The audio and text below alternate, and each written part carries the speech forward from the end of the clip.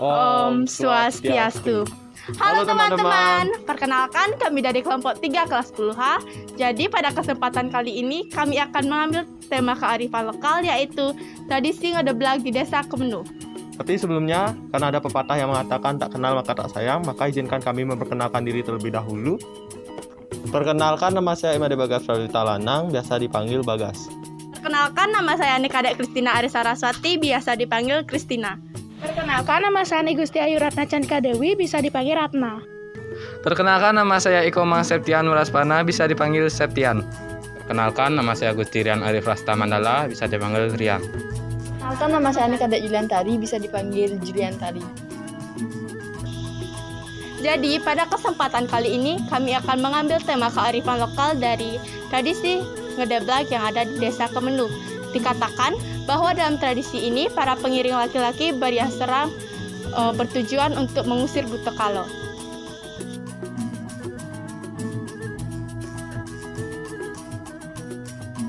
Halo teman-teman. Jadi kali ini kami sudah berada di kediaman narasumber kami, yaitu Juru Mendeso Bapak Ide Bagus Alit. Di sini kami akan mewawancarai beliau mengenai apa itu tradisi ngedeblag. Oke teman-teman, langsung saja kita menuju ke dalam rumahnya.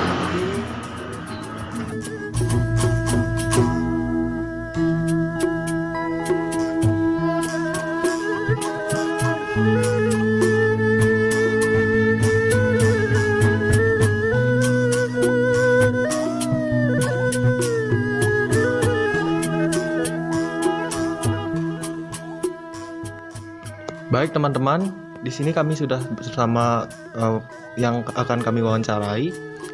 Mohon perkenalan terlebih dulu, Pak. Nggih, Om Swastiastu, yang Ida Bendesa Adat Kemenuh, atas nama Ida Bagus Putu Alit. Silakan apa yang kira-kira perlu ditanyakan. Oke, untuk yang pertama, Untuk tradisi ngedeblag itu kapan kalau tradisi ngedeblag? Apa tujuannya itu? Ya, begini, anak-anak dari sekolah Blasman ya, Kecamatan Blabatu, yang saya hormati. Selamat datang di Wahana Giri Kemenuh. Saya mewakili Desa Adat Kemenuh selaku Bendesa Adat menyampaikan selamat datang. Ya, semoga apa yang Anda inginkan berkaitan dengan kewajiban sekolah bisa terisi dengan baik. Saya mau terangkan menyangkut masalah ngedeblag. Ngedeblag itu adalah tradisi adat Desa Pekraman, Desa Adat Kemenuh, yang dari dulu sampai saat ini tidak pernah berhenti kita lakukan. Ini adalah merupakan bagian daripada tradisi yang diwariskan oleh para leluhur kita. Sampai saat ini, biarpun ada masa pandemi, kita masih bisa melakukan dengan baik dengan mengatur kesehatan masyarakat biar mereka semua sehat. Tujuannya adalah tradisi ngedeblag itu sebagai bagian mengharmoniskan antara Buana Agung dan Buana Alit. Di mana intinya sekali kita memohon keagungan yang kuasa, ide yang pramakawi, selalu memberkahi kehidupan yang sehat walafiat di dalam fase-fase musim ataupun perubahan musim yang kiranya menyebabkan imun tubuh itu lemah. Nah, di suatu saat itulah kita memohon kepada yang kuasa, di mana di sini kita mengagungkan Linggih Hide Sesuai dalam Agung Kemenuh, untuk beliau mengasih kepada kita itu pengayoman dan mengasih kita selalu kesehatan yang paripurna. Kan dikatakan ke bahwa tradisi ngedeblag ke pengiring laki-laki itu berias seram. Gitu. Nah, satu tujuannya sudah saya sampaikan, harmonisasi antara Buana Agung dan Buana Alit itu antara faktor manusia dengan alam itu sendiri. Di tradisi ngedeblag ini kita akan lakukan acara ini di waktu Sasih Kelima. Sasih Kelima kalau orang kita di Desa Adat Kemenuh ini adalah perubahan sasih yang dimana sedikit ada anginnya, ada cuaca panasnya, teriknya. Kalau dulu masih musim kemarau panjang, itu debunya akan berterbangan. Maka dari itu di sana mungkin akan memunculkan suatu perubahan ekosistem cuaca yang tidak baik dan tidak nyaman, yang menyebabkan imun kita itu sedikit agak lemah. Di sana kita mengaturkan berupa sesaji yang diawali dengan sesaji pecaruan yang ada di masing-masing rumah tangga. Tetapi sebelum caru ini dilaksanakan, ini diadakan dulu upacara yang disebut dengan tradisi Nyangro Pesasehan atau Ngedeblak. Acara ini akan dijalankan di biasanya di bulan Oktober. Sasih kelima itu bertepatan dengan Kajang Kliwon Nyetan. Acara ini pergelarannya dari pagi jam 8 pagi, kurang lebih setengah 8 kita sudah menyuarakan gendongan kukul untuk masyarakat adat kita, lanang istri hadir atau tangkil bedak makdo perkara tur mungsur ring ayun ida betara mangda damuh duwe sareng sami kenak. Itu tradisi kita di waktu anak-anak kita atau masyarakat lanang istri dan turun-turuni sudah melakukan persembahyangan. Yang perempuan, yang ibu-ibu pulang ya kurang lebih jam 11, diganti dengan anak-anak akan berpakaian poleng atau berpakaian serem ya, busana bawahnya poleng, di atasnya pakai boreh yang dimana antara beras dan cukuh itu bisa diperkecil, diperhalus atau disebut dengan boreh, itu dilumuri seluruh badan. Akan kelihatan berbeda, tidak seperti manusia lagi. Itu namanya wong samar sudah gitu, sudah maya sandi itu di waktu itu. Makanya jam 11 kita mulai acara, tepat jam 12 kita sudah ada di persimpangan jalan, di perempatan jalan. Di sanalah memunculkan suara gemuruh bertepatan dengan jam demikian itu sudah sandi kala, sudah maya sandi. Artinya perwujudan manusia itu sudah berubah, mengikuti kekuatan alam yang dalam hal kita, yang kita akan somya dengan persembahan, dengan sebut Rahina Ngedeblak atau Redone Debetara Napak Pertiwi, ngiring petapakai Debetara kayak barong landung sama dengan Datu Ayu, yang diawali dulu dengan satu di depan akan dipakai kelapa jatuh, ya, itu dibawa dengan anak-anak yang berumur 13 tahun yang kurang lebih baru menginjak SMP. Sudah kuat dia memegang pohon kelapa menau atau jaga. Di belakang itu baru wenten pasepan, wenten Nabi Utara, wenten Wangso Pada, wenten di Debetara, Sani Ratu Ayu, Ratu Barong Landung, baru gong dan masyarakat yang berbusana serem. Kenapa harus lanang-lanang? Karena istri Niki sudah menggelar upacara yadnyanya. Tidak mungkin dia akan merubah wajah lagi untuk serem.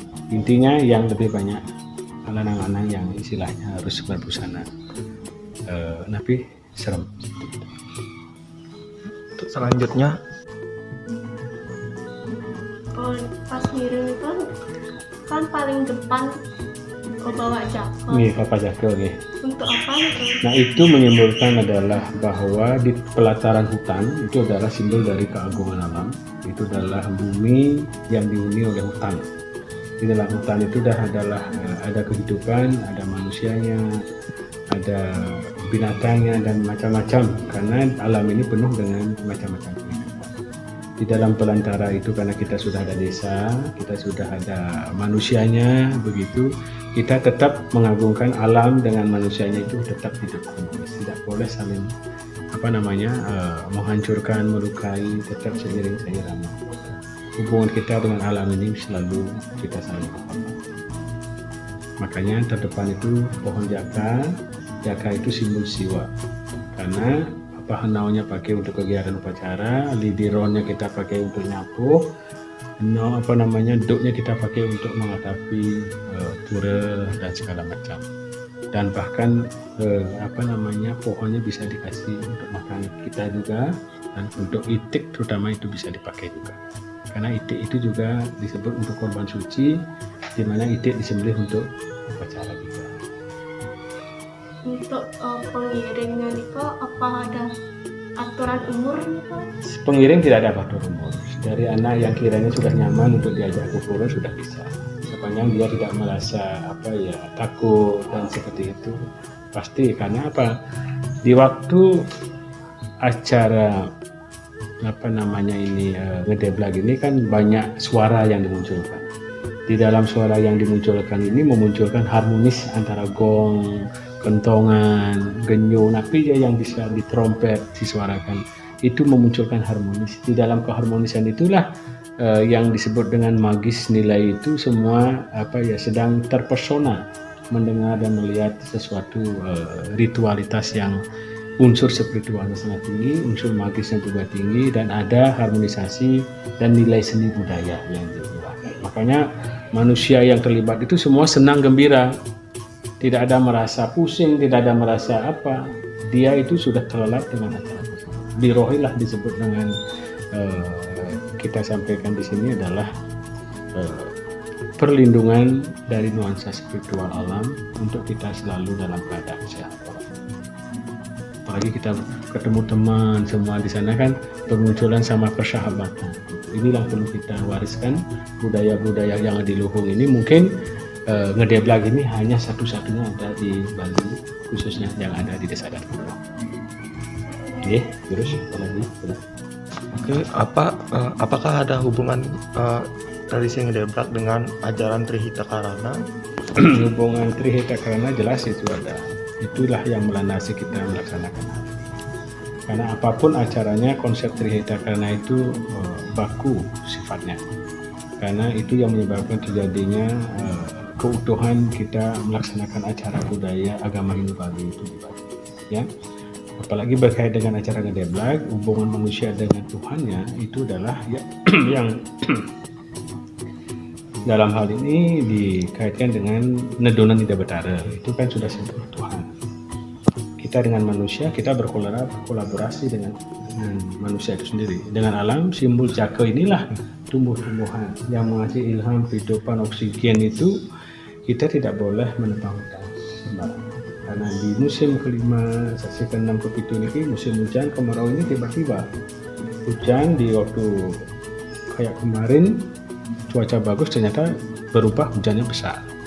Kalau itu kita tidak hormati alam itu sendiri atau kita pelihara hutannya, itu akan menimbulkan longsor, labilnya tanah seperti itu. Ya. Nah, dengan perubahan panas ke dingin itu menyebabkan cuaca juga tidak bagus. Disinilah kita berharap hal-hal yang di luar nalar kita itu bisa diproteksi oleh alam itu sendiri. Tapi dari segi kesehatan kita perlu makan asupan yang cukup, nutrisi yang cukup, kan gitu ya, protein yang cukup, kan gitu diatur itu. Bagaimana disebutkan makan yang sehat? Kesehatan makan itu kita belajar dengan hidup yang sehat, 4 sehat, 5 sempurna dan segala macam seperti itu. Ya, kalau tumbuhan sudah banyak ya oksigennya bagus, kan seperti itu. Nah, itulah sebabnya konsep Trihita Karana kita implementasikan dalam bentuk upacaranya. Pergelaran ngedeblag ini sudah pasti di dalamnya penuh hubungan yang sangat harmonis. Baik, terima kasih atas wawancaranya, Pak. Kami akan tutup sesi wawancara ini dengan Perma Santi. Om Santi Santi Santi.